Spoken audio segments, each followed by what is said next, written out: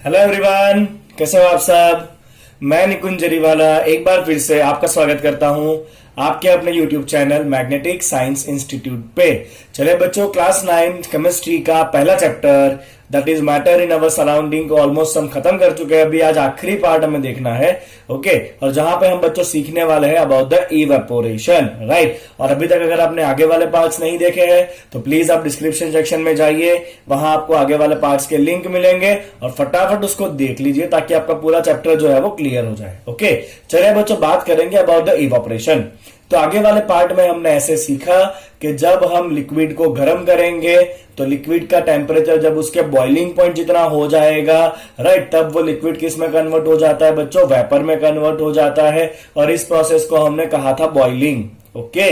और हमने ये भी देखा था कि अगर हम प्रेशर को भी चेंज करते हैं तो भी हम स्टेट को चेंज करा सकते हैं, राइट। मतलब हम टेम्परेचर और प्रेशर को चेंज करके मैटर के एक स्टेट को दूसरे स्टेट में कन्वर्ट करा सकते हैं। ये हमने आगे वाले पार्ट में सीखा, ओके।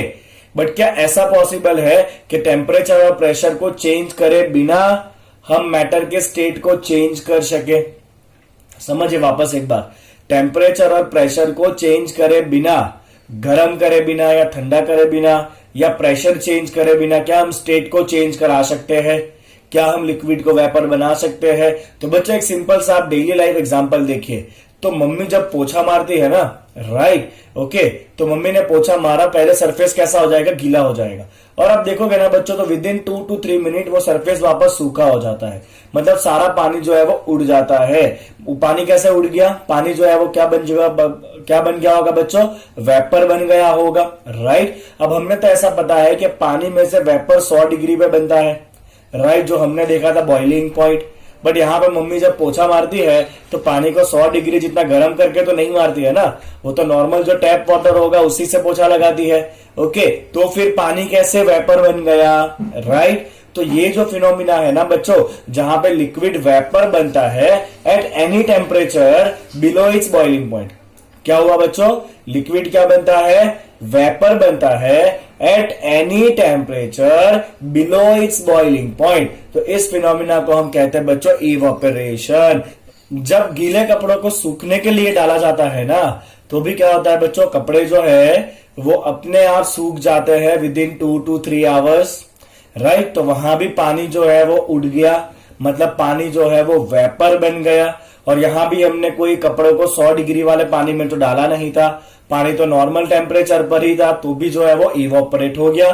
तो ये जो प्रोसेस है ना बच्चों, उसको हम कहते हैं इवेपोरेशन। चलिए डिफाइन कर लेते हैं बच्चों आपके लिए फटाफट। तो डेफिनेशन हम लिखेंगे, that is a conversion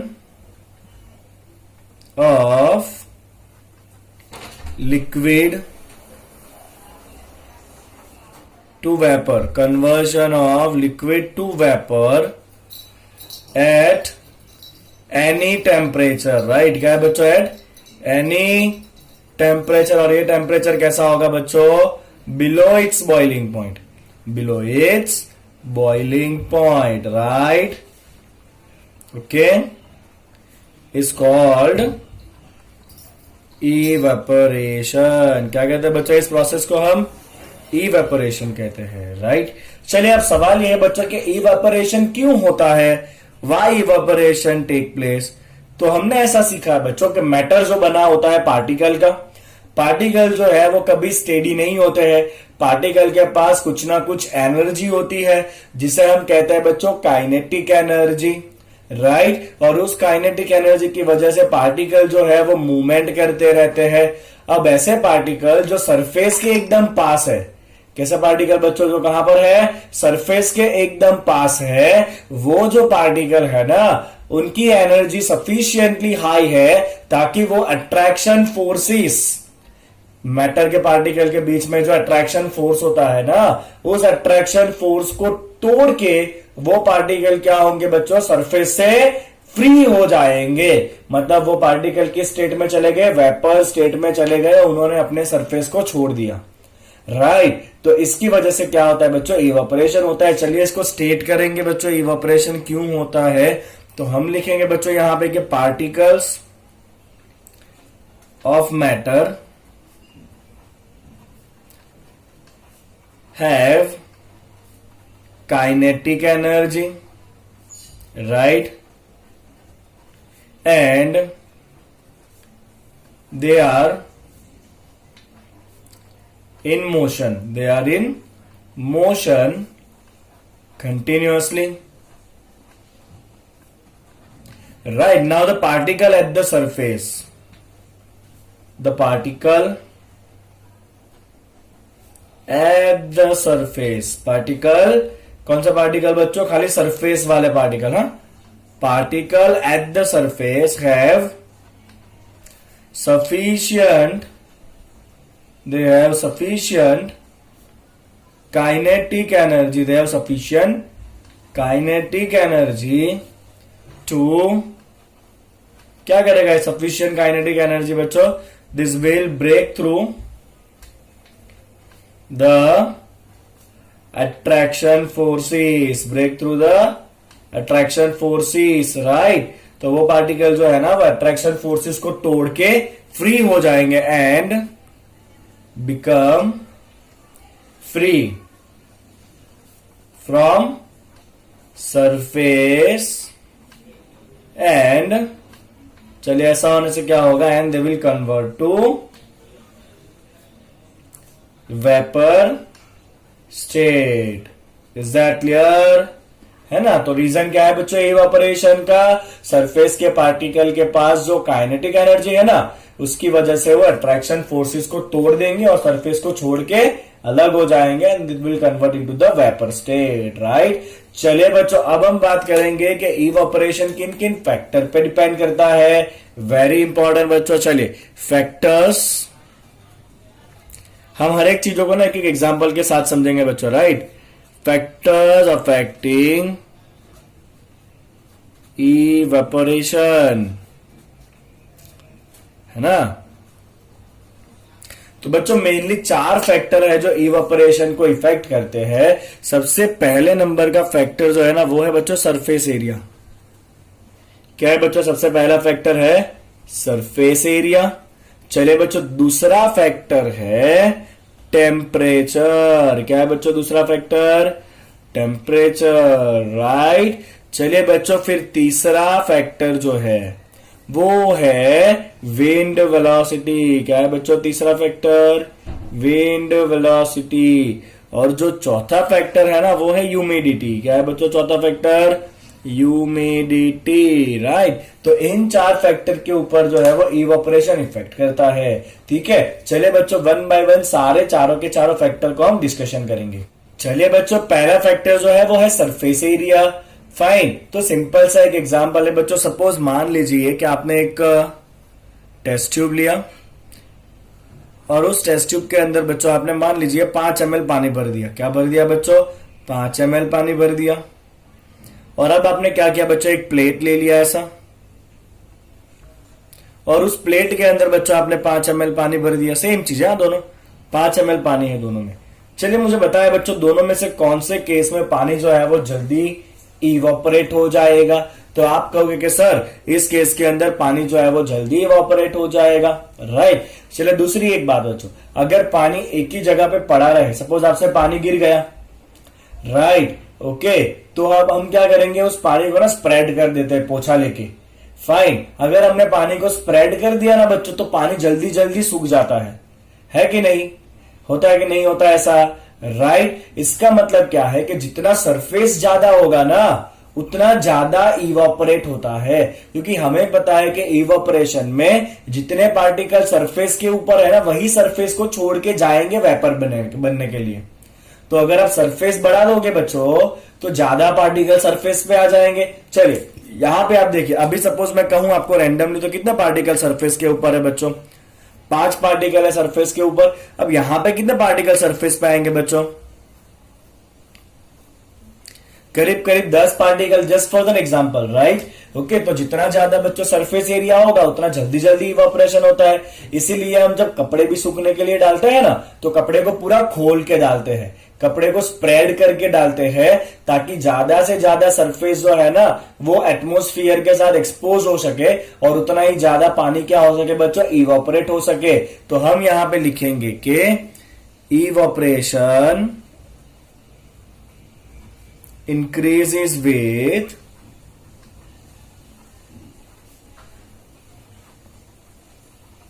increase in surface area, right? Is that clear बच्चों? तो यहां पे हम एग्जाम्पल भी लिख देंगे साथ में। हम कौन सा एग्जाम्पल लिखेंगे? वो कपड़े वाला एग्जाम्पल लिख देते हैं, राइट? ओके, तो हम लिखेंगे कि clothes are spreaded for faster drying, है ना? फाइन। तो जितना ज्यादा सरफेस एरिया उतना इवापोरेशन ज्यादा होगा। चलिए बच्चों, दूसरा फैक्टर हमने लिया था temperature.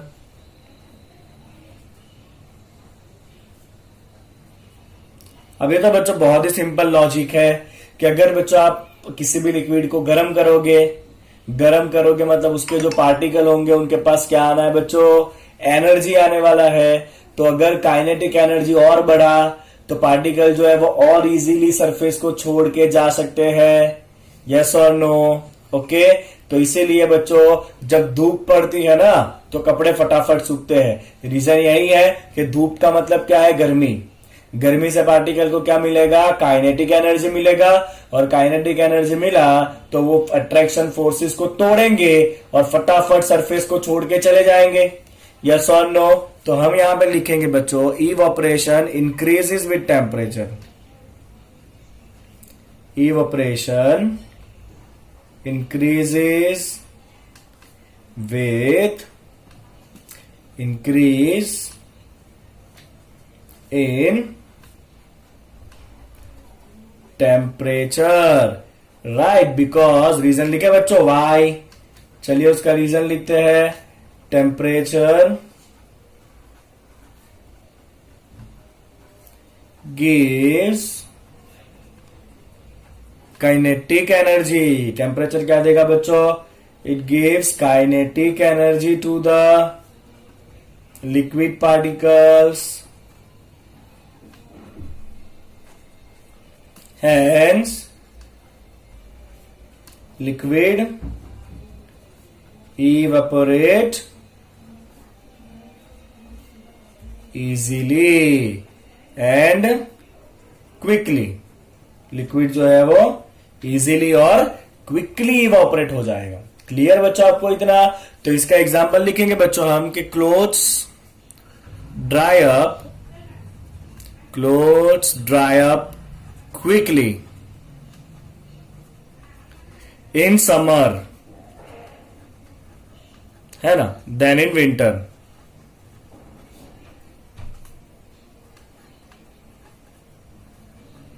In summer then in winter. Summer में कपड़े फटाफट सूखते हैं क्योंकि टेम्परेचर ज्यादा होगा, तो इससे पार्टिकल को एनर्जी मिलेगी और पार्टिकल फटाफट इवापोरेट हो जाएंगे। सिंपल है ना एकदम? ओके, चलिए बच्चों इसके बाद का थर्ड फैक्टर जो है ना वो हम ले लेते हैं पहले ह्यूमिडिटी। अब ह्यूमिडिटी का मतलब क्या है बच्चों? तो ह्यूमिडिटी का मतलब है द मॉइस्चर, और you can say vapour present in atmosphere, है ना बच्चों? तो एटमॉस्फेयर के अंदर जो है ना वो ऑलरेडी कुछ वेपर कंटेंट होता है, राइट? ओके, और उस वेपर कंटेंट को, जो वेपर कंटेंट एटमॉस्फेयर में प्रेजेंट है ना, उस वेपर कंटेंट को हम कहते हैं ह्यूमिडिटी। क्या कहते हैं बच्चों? हम उसको ह्यूमिडिटी कहते हैं।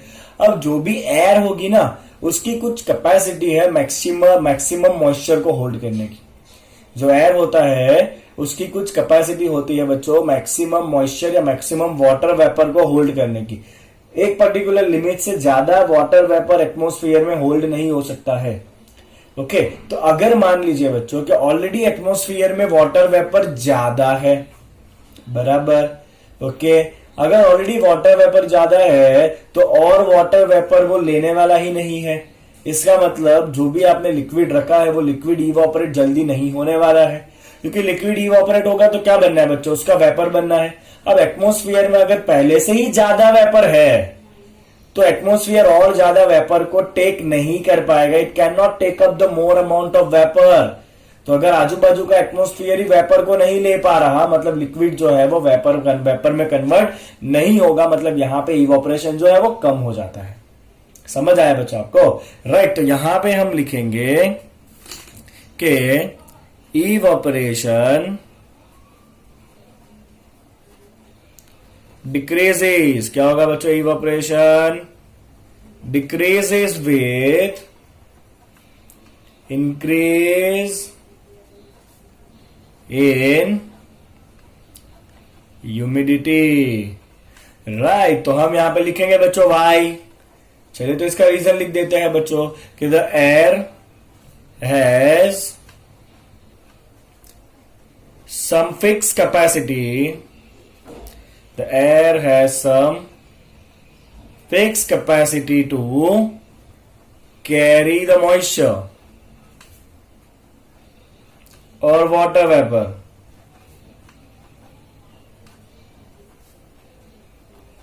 Right. Now, if the moisture or water vapor, if the vapor content is already high, if the vapor content is already high in atmosphere,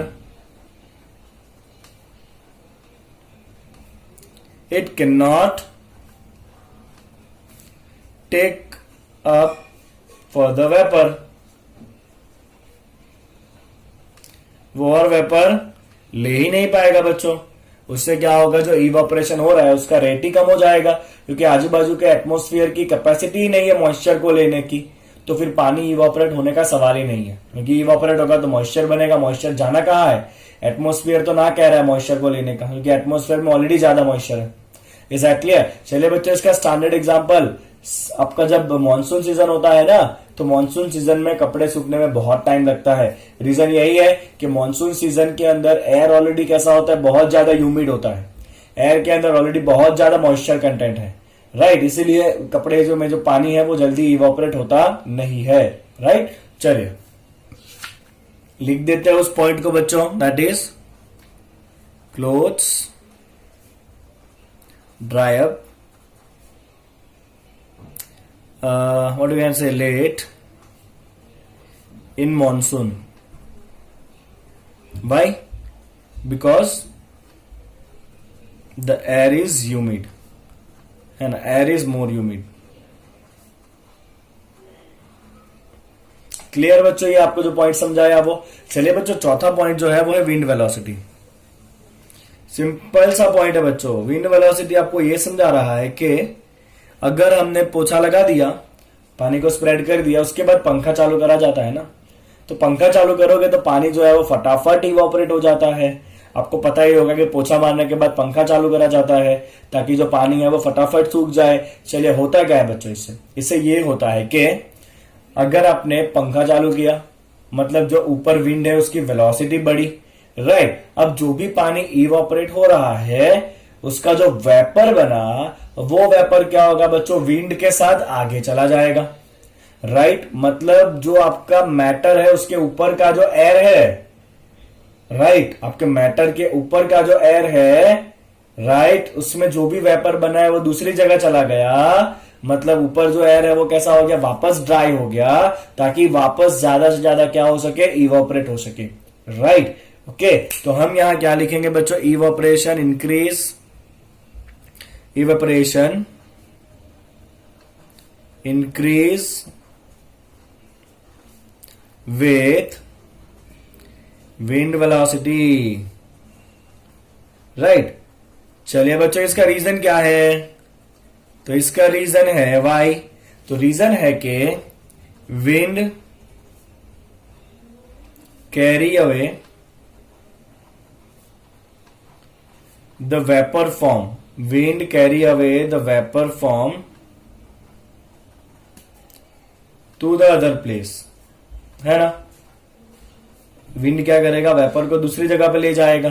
तो wind carry away the vapour form to the other place which makes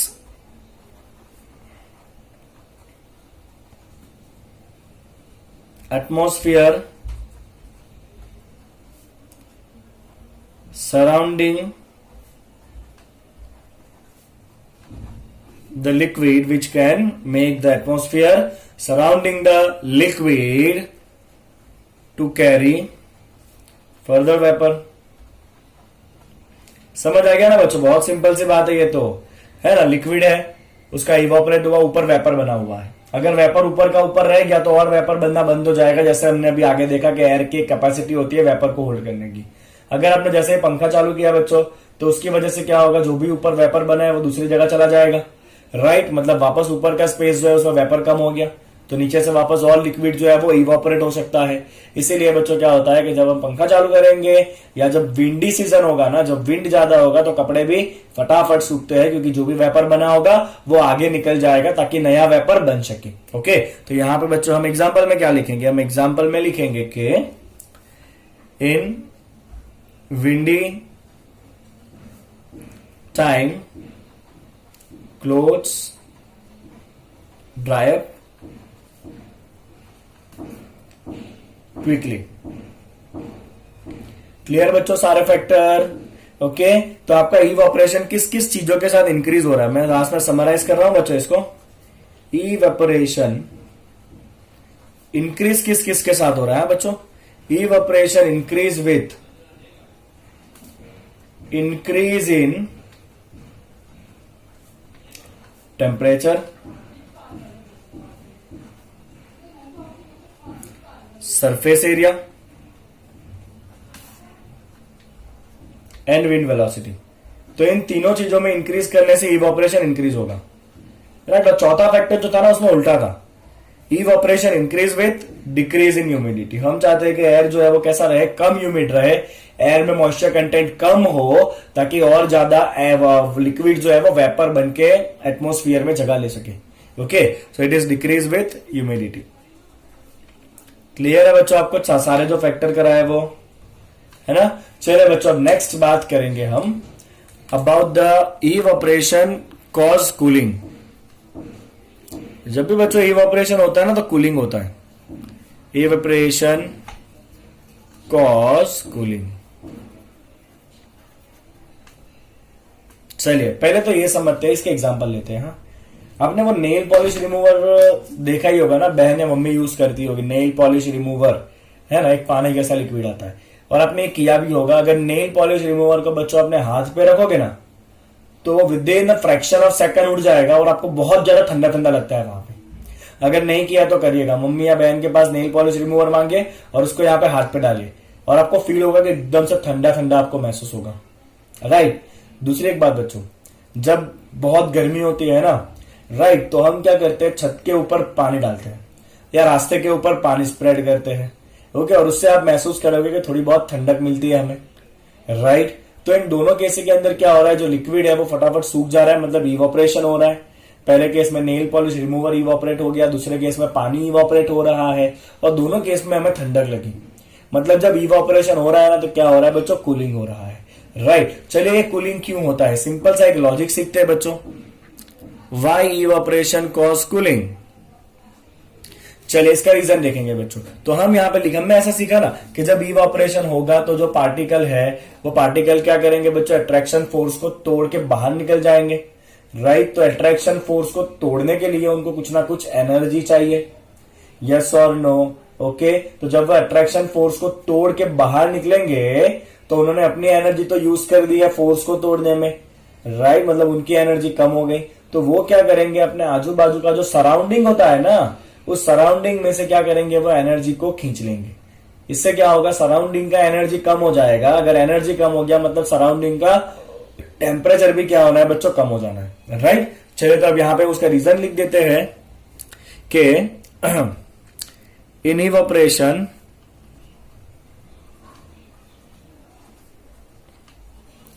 particles need to break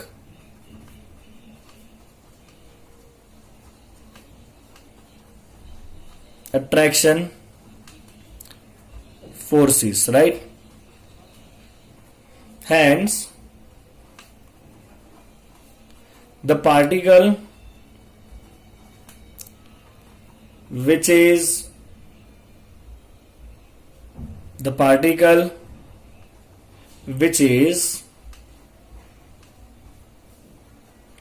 converted to vapour, जो particle vapour में बन चुका है बच्चों, उसने अपनी energy वो फोर्स को तोड़ने में लगा दी है, right, has low energy.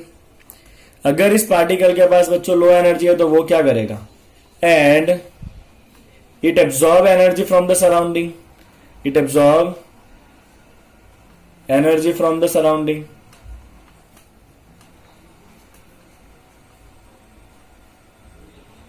Right, अगर उसने सराउंडिंग में से एनर्जी एब्जॉर्ब किया बच्चों, इसका मतलब क्या होगा कि सराउंडिंग का एनर्जी कम हो गया, तो सराउंडिंग का टेम्परेचर भी क्या हो जाएगा बच्चों, कम हो जाएगा। तो we can write here which reduce temperature of the surrounding, which reduce temperature of surrounding. समझ आया बच्चों आपको क्या करना है, वो जो पार्टिकल इवापोरेट होकर बाहर आएगा उसको अट्रैक्शन फोर्सेस तोड़ने तो ही वो बाहर आएगा, तो वो अपनी सारी एनर्जी अट्रैक्शन फोर्सेस को तोड़ने में लगा देगा। मतलब जब वो सरफेस को छोड़ के बाहर निकलेगा तब उसकी एनर्जी कम हो जाएगी, तो वो क्या करेगा, आजू बाजू में से एनर्जी खींच लेगा। अगर आजू बाजू में से बच्चों उसने एनर्जी एब्जॉर्ब कर लिया तो आजू बाजू का टेम्परेचर क्या हो जाएगा, कम हो जाएगा। इसीलिए इवापोरेशन से क्या होता है बच्चों, आजू बाजू में कूलिंग होता है, राइट। तो वो जब नेल पॉलिश रिमूवर भी ना, हाँ एक और बात कि वो जो हीट को एब्जॉर्ब करेगा ना, वो कौन सा हीट होगा बच्चों, लेटेंट हीट होगा। कौन सा हीट होगा, लेटेंट, क्योंकि यहाँ पे खाली फेस ही चेंज हो रहा है ना, लिक्विड क्या बन रहा है, वेपर बन रहा है, फेस चेंज हो रहा है बट टेम्परेचर चेंज नहीं हो रहा है। मतलब यहाँ पे लिक्विड को कौन सा हीट चाहिए बच्चों, लेटेंट हीट चाहिए इवापोरेट होने के लिए, और वो लेटेंट हीट वो कहां से लेता है, सराउंडिंग में से लेता है, इसीलिए सराउंडिंग टेम्परेचर कम हो जाएगा, राइट। तो हम एक और तरीके से भी इसका रीजन लिख सकते हैं बच्चों, हम ऐसा लिखेंगे कि to evaporate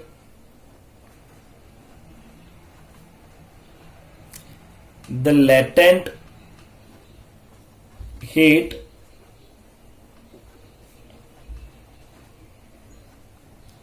required by particle, evaporation होने के लिए जो लेटेंट हीट चाहिए पार्टिकल को, that is absorb from surrounding. वो हीट कहां से एब्जॉर्ब हो जाएगा बच्चों, सराउंडिंग में से वो हीट जो है वो अब्सॉर्ब हो जाएगा। इसकी वजह से क्या होगा बच्चों, हैंस इवापोरेशन क्या करेगा, आजू बाजू में कूलिंग करेगा। हैंस इवापोरेशन से क्या होता है बच्चों, कूलिंग होता है, राइट। तो अगर ये आपको एग्जाम में है तो आपको ये पॉइंट लिख देना है बच्चों कि जब इवापोरेशन होगा तो जो लेटेंट हीट चाहिए पार्टिकल्स को, वो कहां से एब्जॉर्ब होता है, सराउंडिंग में से एब्जॉर्ब होता है, इसलिए सराउंडिंग का टेम्परेचर कम हो जाएगा। क्लियर है आपको इतना, ओके। चलिए बच्चों, तो दो एग्जांपल जो हमने डिस्कशन किया उसको मैंने लिख दिया है। पहला क्या है बच्चों, when acetone that is nail polish remover is pour on palm. क्या होता है बच्चों, वो एसीटोन क्या करेगा, उसके जो पार्टिकल है वो एनर्जी गेन करेंगे। कहां से गेन करेंगे बच्चों एनर्जी, अपने पाल्म में से ही एनर्जी लेंगे या सराउंडिंग में से लेंगे, और उससे वो क्या करेंगे, जो लिक्विड के पार्टिकल है एसीटोन के, वो इवापोरेट हो जाएंगे। और क्योंकि उन्होंने हीट को एब्जॉर्ब कर लिया है इसलिए हमें क्या फील होगा बच्चों, कोल्ड फील होगा, right. And it will cause a palm to feel cool, okay। चलिए दूसरा एग्जांपल बच्चों, when a hot sunny day, after a hot sunny day people sprinkle water on the roof or open ground। क्यों, because जो पानी उन्होंने spread किया, sprinkle किया, वो पानी इवापोरेट होगा। इवापोरेट होगा तो उसको लेटेंट हीट चाहिए। वो लेटेंट हीट क्या करेगा बच्चों, वो या तो ग्राउंड से एब्जॉर्ब करेगा या तो सराउंडिंग से एब्जॉर्ब करेगा, और उससे सराउंडिंग टेम्परेचर क्या हो जाएगा, कम हो जाएगा। देखिए बच्चों, because the large latent heat of vaporisation of the water, large latent heat of vaporisation of the water क्या करेगा बच्चों, वो it will help to cool the surfaces. साथ लिया बच्चों, राइट। चलिए बच्चों आगे बढ़ते हैं। अभी नेक्स्ट जो है वो ऐसा कहा जाता है बच्चों कि जब गर्मी होती है ना, तो गर्मी में कॉटन के कपड़े ही पहनने चाहिए। क्यों ऐसा, तो रीजन ये है बच्चों कि गर्मी में पसीना ज्यादा होता है, पहले तो बात, राइट। और ये जो ज्यादा पसीना होना ना, उसकी वजह से अपना बॉडी जो है ना वो अंदर का टेम्परेचर मेंटेन करती है। अभी जो ज्यादा पसीना हुआ बच्चों, जो भी आपका स्वेट हुआ है ना, ये स्वेट क्या होगा बच्चों, लिक्विड फॉर्म में होगा, और हमें पता है कि स्वेट जो है वो इवापोरेट होगा। चलिए बच्चों, यहां भी जब स्वेट इवापोरेट हो रहा है ना, तो उसको हीट चाहिए, राइट। तो वो हीट वो कहां से लेगा बच्चों, सराउंडिंग में से ही लेगा, ओके। मतलब सराउंडिंग टेम्परेचर कम होगा, मतलब हमें थोड़ा सा ठंडक फील होता है। आप इस चीज को आप महसूस कर सकते हो, जब आपको पसीना हुआ हो ना, तब अगर आप गाड़ी के ऊपर ड्राइव करोगे ना तो आपको बहुत ठंडक लगती है, है ना, क्योंकि क्या होगा आपका जो भी स्वेट है ना वो स्वेट इवोपरेट होगा, और स्वेट इवोपरेट होगा बच्चों तो उसको हीट चाहिए, तो वो आजू बाजू के एटमोस्फियर में से और आपके बॉडी में से हीट को एब्जॉर्ब कर लेगा, ताकि आपके बॉडी का टेम्परेचर और उसके आजू बाजू का टेम्परेचर क्या हो जाए बच्चों, कम हो जाए। तो अगर आप कॉटन के कपड़े पहनोगे तो आपको फायदा क्या होगा, तो बच्चों फायदा ये होगा कि कॉटन जो है ना उसकी वाटर को एब्जॉर्ब करने की कैपेसिटी बहुत ज्यादा है। तो ये जो कॉटन है ना वो क्या करेगा, सारे पसीने को एब्जॉर्ब कर लेगा, और जब पसीना एब्जॉर्ब हो जाएगा मतलब क्या होगा कि वो आपका जो भी कॉटन का कपड़ा आपने पहना है ना वो थोड़ा सा वेट हो जाएगा, और वहां से क्या होगा बच्चों, जो पसीना है वो इवोपरेट होना चालू हो जाएगा। क्या होगा बच्चों, पसीना जो है वो इजीली इवोपरेट होगा, और हमें पता है कि इवोपरेट हुआ तो कूलिंग होने वाला है, तो उसकी वजह से क्या होगा, हमें थोड़ा सा ठंडक फील होता है। राइट, चलिए बच्चों उस पॉइंट को हम मेंशन कर लेते हैं, मैं उस पॉइंट को लिख देता हूं, उसके बाद आप अपने नोट्स में लिख दीजिएगा। फाइन, चलिए बच्चों तो वो पॉइंट आ गया है, why should we wear the cotton clothes in summer. 3 point में आपको याद रखना है। सबसे पहले तो बच्चों वी प्रिस्पायर मोर, ज्यादा पसीना होगा हमें ताकि बॉडी अपना टेम्परेचर मेंटेन रख सके। चलिए उस पसीने का क्या होगा, पसीना क्या होगा बच्चों, इवोपरेट होगा। जब वो इवोपरेट होगा तो वो लेटेंट हीट एब्जॉर्ब करेगा, कहां से बच्चों, बॉडी से ही एब्जॉर्ब करेगा। इससे बॉडी कैसा होगा, कूल होगा। तो पहला पॉइंट ज्यादा पसीना होगा। दूसरा पॉइंट जो भी आपका स्वेट है वो इवोपरेट होगा, इवोपरेट होगा तो वो लेटेंट हीट को एब्जॉर्ब करेगा, और इससे क्या होगा, बॉडी जो है वो कूल होगा। अब कॉटन का रोल क्या है बच्चों, तो कॉटन जो है वो बहुत गुड एब्जॉर्बर है वाटर का। ओके, तो cotton being a good absorber of the water, वो क्या करेगा, वो हेल्प करेगा वो स्वेट को एब्जॉर्ब करने में। राइट, ओके, और उससे क्या होगा, वो जो स्वेट है वो एक्सपोज होगा अच्छे से इवोपरेट होने के लिए। Okay, and expose it to the atmosphere for easy evaporation. तो कॉटन क्या करेगा, स्वेट को एब्जॉर्ब करेगा और उसको अच्छे से एक्सपोज करेगा एटमोस्फियर के साथ, ताकि वो जो स्वेट है वो बहुत अच्छे से इवोपरेट हो सके और हमें कूलिंग इफेक्ट मिल सके उससे। क्लियर बच्चों, ओके। चलिए अब दूसरी एक बात है, एंड दैट इज जब कोई ठंडे ग्लास के अंदर आप पानी भरोगे ना, राइट, वो ग्लास स्टील का ले लो आप, राइट, तो स्टील के ग्लास में जब आप ठंडा पानी भरोगे ना तो आप ऑब्जर्व करोगे कि बहुत ही जल्दी ना उसके बाजू बाजू स्टील के ग्लास के बाहर के सरफेस के ऊपर बहुत सारे वाटर के ड्रॉपलेट जमा हो जाते हैं। आपने किया ही होगा, आपको ये पता ही होगा, राइट। कांच में ऐसा जनरली कम होता है, क्योंकि कांच जो है ना उसमें कांच जो है वो हीट का इतना जल्दी फ्लो नहीं होने देता है, राइट। चलिए वो तो नेक्स्ट बात है, हम बात करते हैं पर्टिकुलरली अबाउट स्टील ग्लास। तो स्टील के ग्लास में अगर आपने बच्चों पानी भरा है, राइट, तो क्या होगा, आपको कुछ ऐसा देखने मिलेगा। अगर ये स्टील का ग्लास है, इसके अंदर आप भर दीजिए बच्चों कोल्ड वाटर, तो आप ऑब्जर्व करोगे कि ग्लास के आजू बाजू ना ऐसे वाटर के ड्रॉपलेट जमने लगेंगे बाहर की बाजू। चलिए ऐसा क्यों होगा बच्चों, बहुत सिंपल सा रीजन है। तो बाजू बाजू में एटमोस्फियर है, तो एटमोस्फियर के अंदर क्या होता है बच्चों, वाटर वेपर होता है थोड़ा बहुत। यस और नो, क्या है बच्चों, ये वाटर वेपर है। जैसे ही ये वाटर वेपर ग्लास के ठंडे सरफेस के टच में आएगा, जैसे ही ये वाटर वेपर क्या होगा बच्चों, ग्लास के ठंडे सरफेस के कांटेक्ट में आएगा, तो उसका टेम्परेचर कम हो जाएगा, बिकॉज ये सरफेस तो ठंडा है। तो अगर ये ठंडे सरफेस के टच में आएगा तो उसका भी टेम्परेचर कम हो जाएगा। टेम्परेचर कम हुआ तो काइनेटिक एनर्जी कम हो जाएगी। अगर वेपर पार्टिकल की काइनेटिक एनर्जी कम हो जाएगी तो फिर वो क्या बन जाएगा बच्चों, लिक्विड बन जाएगा, राइट। क्योंकि लिक्विड को जब हम गर्म करते हैं तो वो वेपर बनता है। तो अगर वेपर को ठंडा कर दिया गया तो वेपर पार्टिकल की काइनेटिक एनर्जी कम हो जाएगी। अगर वेपर पार्टिकल की काइनेटिक एनर्जी कम हो गई तो वो वेपर क्या बन जाएगा बच्चों, लिक्विड बन जाएगा, और ये ग्लास के आजू बाजू वो सेटल हो जाएगा। इज दैट क्लियर बच्चों, ओके। चलिए तो मैं आखिरी पॉइंट को मेंशन कर लेता हूं।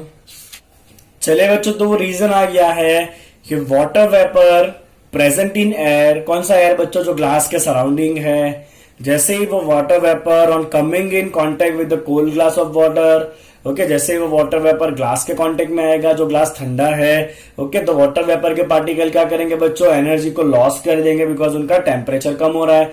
तो they will lose the energy, okay, because temperature कम हो रहा है। और उसकी वजह से क्या होगा, अगर वेपर पार्टिकल का एनर्जी लूज हो गया तो क्या होगा, अल्टीमेटली वो लिक्विड में कन्वर्ट हो जाएगा and get converted to the liquid state. और वो लिक्विड के पार्टिकल जो है वो हमें ग्लास के आजू बाजू देखने मिलेंगे, राइट। चलिए बच्चों, तो इतना जो था वो आपका एनसीईआरटी टेक्स्ट बुक में इवापोरेशन के रिलेटेड दिया हुआ था। फाइन। अब जब हम नेक्स्ट वीडियो लेक्चर करेंगे बच्चों, वहां पे हम इस चैप्टर के इंटेक्स क्वेश्चन सॉल्व करेंगे और उसके बाद हम एक्सरसाइज सॉल्व करेंगे, राइट। चलिए, आपको क्या करना है बच्चों, इस वीडियो में से अच्छे से देख के आपको इसके नोट्स प्रिपेयर करने हैं, राइट। इस चैनल को आपको सब्सक्राइब करना है, वीडियो को आपको लाइक करना है और आपके दोस्तों के साथ इसको शेयर करना है ताकि ज्यादा से ज्यादा लोग जो है वो अपने साथ जुड़ सके। Okay, thank you so much for watching it. Please stay tuned for the next update.